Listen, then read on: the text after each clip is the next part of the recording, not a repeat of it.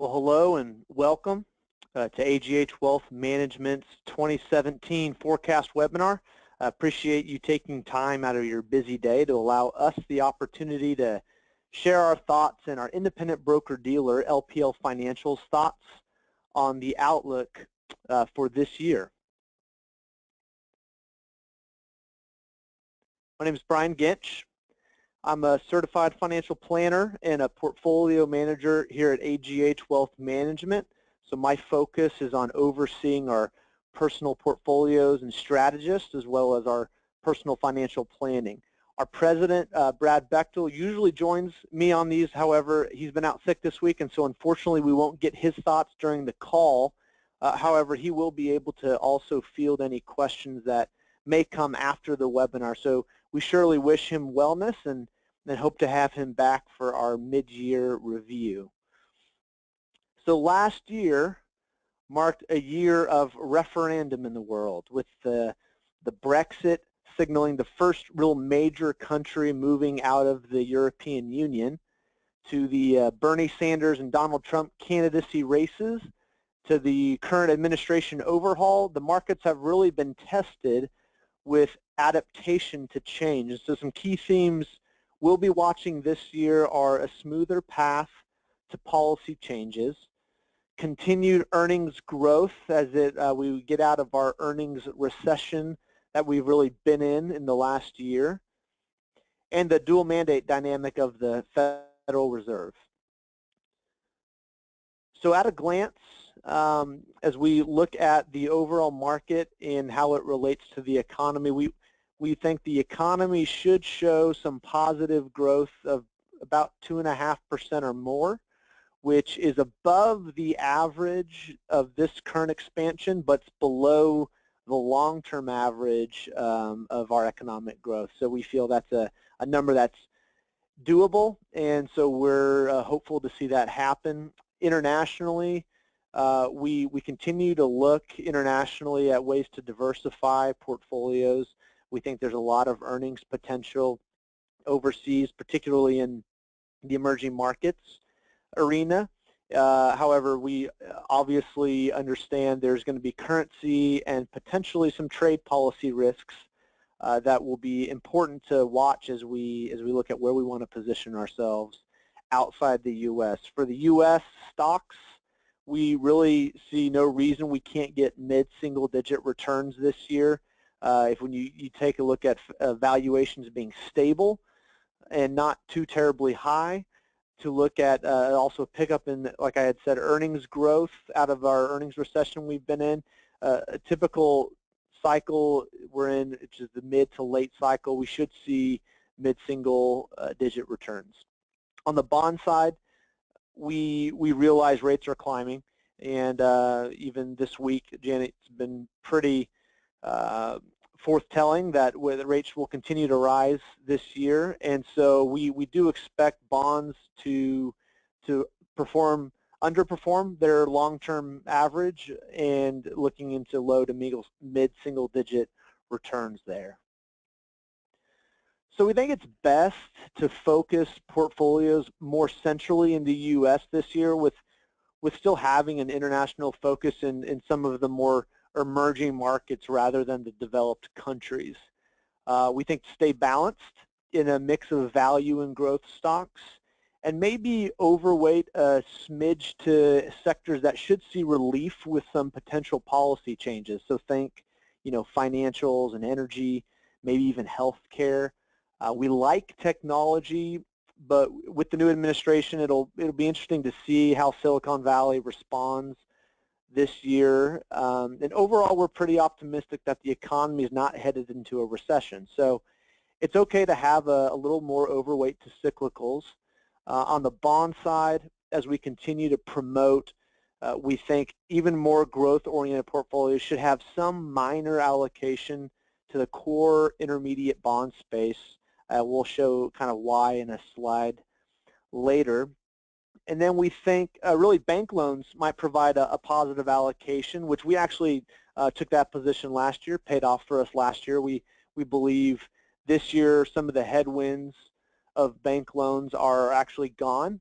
like the floors that they had already were hitting are off, and so we should see even maybe some more strength in the bank loans area. So that's a place we're watching right now as well. So to get into looking at the economy again, we're just expecting a 2.5% growth in GDP, which would be an acceleration, a modest acceleration. Really, again, a low chance of a recession happening this year, and driven really by gains in consumer and business spending, which, again, consumer spending makes up about 70% of our economy, but also supported by some more pro-growth fiscal policies we could see happen early this year. The boost this year would come as the really main drivers of growth shift from an emphasis on the consumer to really a mix that includes manufacturing, potentially, capital expenditures, and even government spending. The timing of the passage of Trump's proposals on taxes and infrastructure, as well as really the speed of implementation, will be pretty important factors in their growth impact this year. We assume passage of tax reform by mid-year, but really an early passage and start to implementation would pull more of the growth effect forward in the year, or if on the opposite side, if the passage and implementation is delayed this year, it could push the impact on growth towards the end of the year. And as you can see, depending on the presidents, there's been a wide range of how long it's taken them to implement fiscal legislation. And so we say if it happens in the first half of the year, which I guess if you look at what the administration, how fast they've been moving, it would seem to be that it would probably happen more likely in the first half of the year. By the second half of last year, in the U.S. at least, the factors pushing inflation higher may have finally begun to win the battle over disinflationary forces, marking really an important transition for the economy and also our Federal Reserve. And this is a graph we've shown in past webinars, but as you can see, the labor market statistics have continued to recover from the recession lows as we continue to age through this economic cycle. And this creates much more incentive for our data-dependent Fed to continue increasing rates through this year. So we estimate really at least 2 and maybe 3 rate hikes by the end of the year. We look at internationally, you know, the economic fundamentals really have been improving across most areas internationally. We really are focused on emerging markets and the potential earnings growth we can see there. Obviously, what happens with the administration as far as policy risk is a big factor. China's debt will continue to be a factor for them, and currency will be really a crucial factor to performance relative to U.S. investments. And what was been really an odd thing that's happened last year and really continuing this year, the most stable currencies have been emerging market currencies. And the more volatile ones have been really the developed countries' currencies. And so if there's a reversion back to swapping those, which is more typical, we could see there being some opportunity. But currency is an issue. The dollar is going to be an issue for overseas investments. But let's not forget, you know, the S&P 500 are all U.S.-based companies, but 40% of their revenue still comes from outside the U.S. So currency can play its part really in U.S. investments as well. Following the U.S. election, the dollar has rallied against almost really all major currencies after moving really in a broad trading range since the beginning of 2015. So if it continues in a range where it's at now, that should lift some of the headwinds of our earnings here in the U.S., but also help stabilize some of the international investments. So as we talk about stocks in the U.S., again, we look at mid single digit, I'd say maybe mid to high single digit returns. We expect these kind of returns, which would be consistent again with the historical cycle that we're in, this mid to late economic cycle. And we expect the S&P 500 gains to be driven really by, a pickup in the U.S. economic growth, partially due to fiscal stimulus, mid to high digit earnings gains as really corporate America is emerging from this year-long earnings recession, then an expansion in bank lending and stable PE ratios, price to earning ratios of 18 to 19 times earnings. Our forecast for the U.S. economic growth this year supports really our expectation for stock market gains and the continuation of the bull market past its 8th birthday. In years when the U.S. economy did not enter recession, and I think we've shown this in the past too, but in years that we have not entered a recession, the S&P 500 produces an average gain of 12% and is positive almost 85% of the time. And these numbers are also consistent with the first year of the presidential cycle. In the first year of the 4-year presidential cycle, as this year will be, when the U.S. economy does not enter a recession, the S&P 500 gains an average of 9.5% and is higher 92% of the time.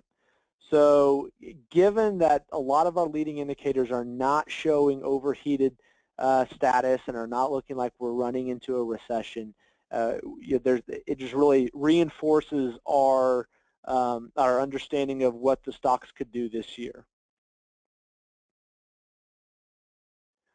Earnings growth returned really late last year and really should continue to gain momentum in the coming year. We expect earnings growth in the mid to high single digits, which is, again, well above the flat earnings of 2016 and more consistent with their long-term averages. And as we all know, your earnings really drives market growth. There's noise that happens outside of earnings and valuations, but if valuations stay stable, earnings continue to climb back to a more normalized level, we really should see the market respond favorably.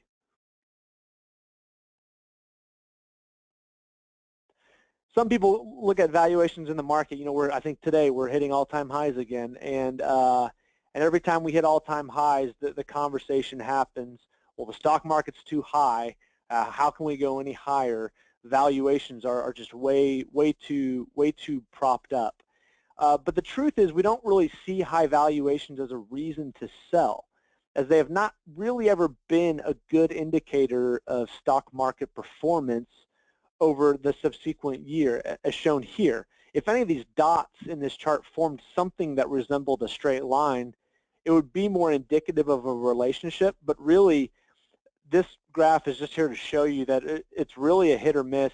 PE ratios are not really a great indicator of long-term, well, even short-term growth. And if you actually do a 2-year return, the correlations actually would favor a stock market positive return over the next 2 years based off where we're at with our valuations. Also keep in mind we're in a low interest rate environment, which would typically prop up valuations. And so if we're close to our average in a low interest rate environment, that we've over a 50-year average that's included high interest rate environments, we really don't feel like the market is overvalued. One other point I might add too here is that PE ratios of the S&P 500 is based off all the different sectors of the S&P 500, and one of those sectors is energy. And if you look at energy right now, I think as of 12/31, energy PE valuation is 33 times earnings, but its average is half of that. And if you think about where we've come from an energy standpoint, why would we be ever thinking that energy prices are too high? Well, PE is a mathematical equation, price over earnings. And as prices have obviously come down in the energy sector, earnings have gotten smashed, which has caused the denominator, if you're a math person, to be to decrease a lot more and lower than the price. So it's actually an artificial prop up. If that just reverts back to its normal, the overall S&P 500 PE ratio will drop by a whole point. So again, there's just a lot of things out there that show that we really don't feel there's cause to be worried about valuations right now. Historically, when the 10-year Treasury yield has been below 5%, stock market returns and interest rates have tended to rise and fall together. So there's actually positive correlation. So if you look at, so this is maybe a little confusing, any time the 10-year Treasury is below the orange line, which is the 5% mark, there's actually a positive correlation. And if you go all the way down to where we're at, which is about half of that line, there's actually never been a time that we've been at the interest rates we've been at, and it hasn't had a positive correlation over the next 1 and 2 year periods in the stock market. It really doesn't get to about that 5% Treasury yield when cost really starts becoming a headwind to businesses' profitability. So again, how to invest? We do think having a balanced performance between growth and value stocks will be important, because at this stage of the cycle, it's really a hit or miss on which side becomes the more advantageous side to be on. So we really want you to take a balanced approach at that. The policy tailwinds may benefit smaller companies the first half of the year, but larger companies may really come back in the second half of the year and show their teeth getting cut pretty well. Favoring cyclical sectors for improving economic growth, as interest rates rising actually is a positive correlation also to cyclical sectors doing better than defensive sectors. So we feel that cyclical sectors is still a good place to have a little overweight and then concentrated in the U.S., but we still see opportunities elsewhere, specifically in the emerging markets. Emerging markets is a very broad thing to say to go invest in. You can be very niche in that sector. You can be very broad. So you be careful as you're looking at emerging markets in your portfolios, but we do feel like there's a lot of opportunity there. So on to bonds. We expect the 10-year Treasury really to run in this range of 2.5 to 2.75% this year, maybe getting up to 3%, but most likely staying in a 2.5 to 2.75% range. Scenario analysis really based on this potential interest rate range and the duration of the index indicates what would be a really low to mid single digit returns for the Barclays Aggregate Index.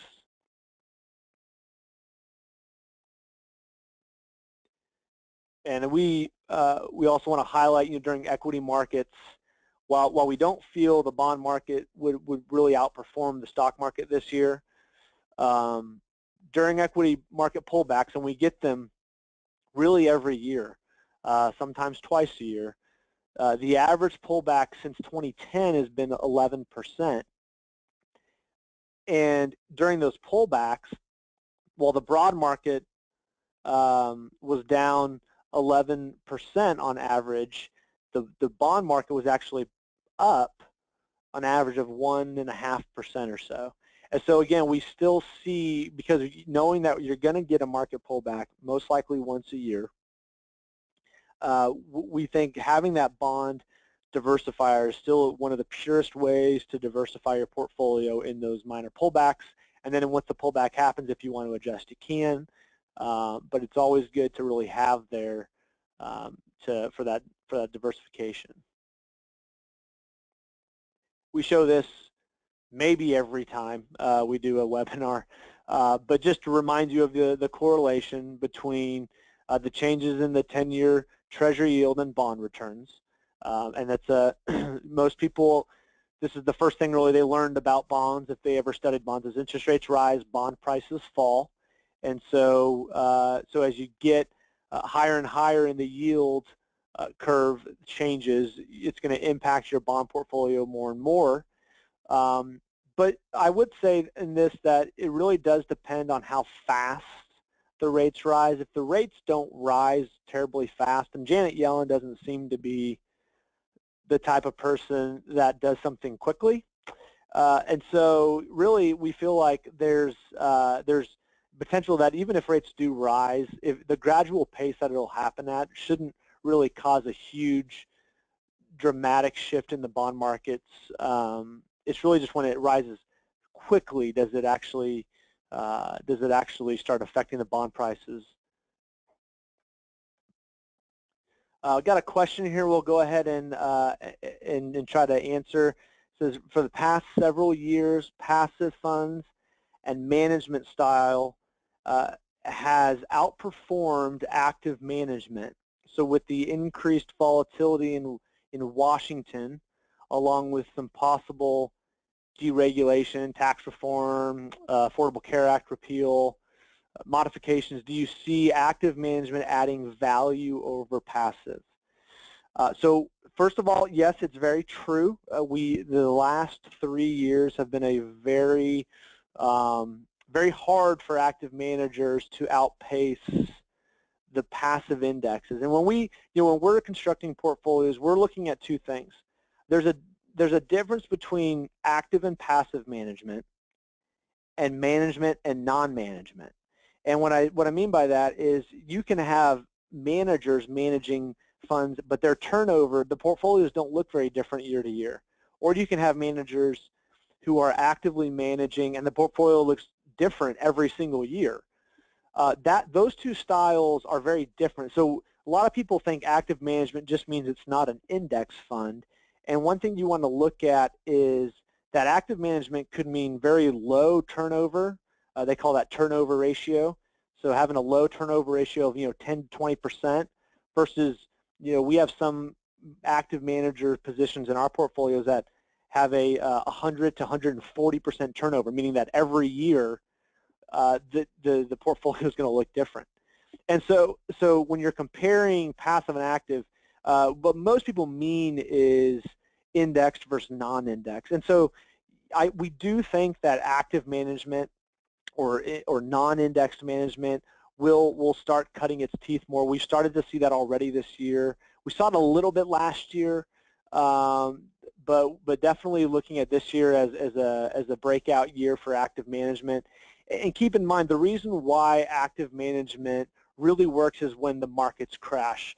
When the market's going straight up, it's very hard just to have to be able to beat a straight up market. But when the market gets volatile and starts going down, we go into these bear markets and these recessions. When you're in the index, you get what you get. You're jumping all the way down versus being in something that allows a portfolio manager to make a decision and shift the portfolio. It becomes key. And so yes, we do feel that we do feel that active management will be making its way back. A good question. Okay, so if we look back to the bond markets, we're looking at high yield spreads. With oil really oscillating in this 40 to 50 range, and we could probably say it's more now in the 50 to 55 range this year. But last year was really in the 40 to 50 range. The high yield valuations increased throughout the latter half of the year as default prospects slowly improved. So despite this improvement, the price of oil remains a really powerful force in the high yield markets and an ongoing risk. And we have seen really a dramatic rally last year in credit, but we don't expect to see that really the same exact performance for this year. We had a lot of scare last year, and the market was, especially in January, part of that correction happening in January was a credit correction. And a lot of people were saying 20 to 25% energy default rates. 10 to 15% overall default rates in the high yield space. I think we hit 5% maybe last year. And so I don't think the market's expecting such a ridiculous default rate, which is probably taking away some of that zing we got from 2016, but still high yield space is a good space to be in, especially in an interest rate increasing environment. Post-election, as fixed income markets digested the economic implications of a Trump presidency, yields in the tax-sensitive municipal market began to spike, though not as much as Treasury yields. making relative valuations more expensive. Again, municipals really are a niche place to be. Sometimes you can use it as a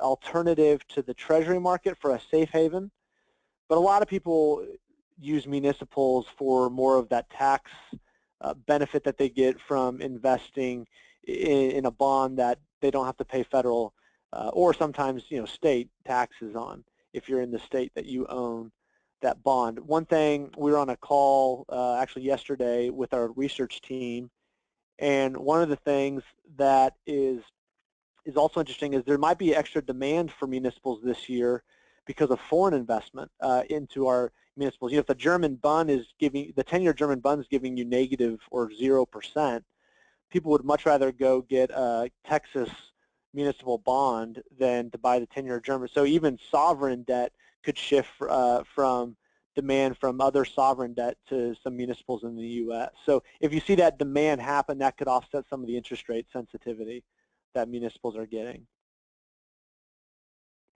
So again, how to invest? We still maintain, especially your risk tolerance is lower, we maintain an intermediate term bond space. We feel that's the intermediate term is the better place to be with interest rates rising. We also believe for more growth-oriented portfolios, it's still a good diversifier. And then really some moderate credit sensitivity. We like bank loans, but there's definitely the high-yield space. One space we've been in just recently is the emerging market debt space. And although we jumped in on a dollar-denominated type of investment, so took away that currency risk, but we felt like the emerging market debts, as much as equities have been beat up over the years, the debt has really been beat up probably more than it should have, and so the upside on the debt side is a lot better than it used to be, and so we like that also as a potential more aggressive diversifier in the bond market. So just to take more of a strategic view, which means more of a long-term view, you can see that, again, earnings growth over multiple market cycles has been pretty steady. And therefore, when we're under the normal mid-market cycle stage, you can really expect earnings to look similar to its long-term average of about 6%. So again, as we get out of this recession we've been in, just no growth in earnings from last year, it's very plausible to see a 6 to 7%, maybe even 8% earnings growth this year, which hypothetically, all else being equal, should drive our market up 6 to 7, 8%. And so I think that's really the basis of why we are very positive about this year in the market. This graph measures labor productivity and showing that in order for us to really see a better growth in our economy, we really have to have more productivity in the U.S. The data here is measuring how much goods output we are creating in the U.S. and divided by how many hours it took to create that output. And as you can see, the Great Recession had the largest total decline in output of any recession in the post-World War II era, and subsequently the recovery has had the lowest output growth rate since 1947. Maybe, again, one of those reasons why the Fed's taken so long to really make policy change. And so, we really want to continue to see productivity increase. We want to see wage growth continue to increase, and those will all be positive things for our economy. So in conclusion, I'd say we're running into the year cautiously optimistic. Create balance in your portfolios. Look for that policy tailwind, potentially financials, energy, even maybe healthcare. Small companies could potentially outperform as well over the large companies. Cyclical sectors over defensive. Concentrate in the U.S., but don't be scared. Just because diversification internationally hasn't worked the last couple of years does not mean it won't work this year. And in the bond space, again, keep your cores where it's at in the intermediate space, and be willing to create a little extra risk with some credit-sensitive holdings. As always, when you're constructing your own portfolios, you not only need to be looking at where the markets and the economy make sense.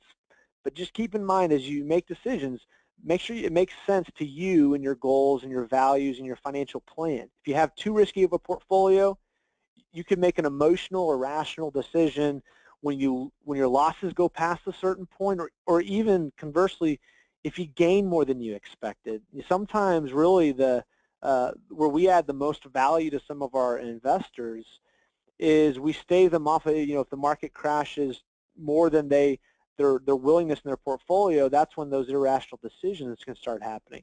But on the other side, if the market is aggressive, even a conservative investor can sometimes then overly compensate their risk profile in their portfolio because of just the promise of this excess return. And so always be mindful of where your barriers are, and that will help you continue to have a portfolio that performs the way you expect it to, and hopefully we can help add some insight into areas of the market that make sense.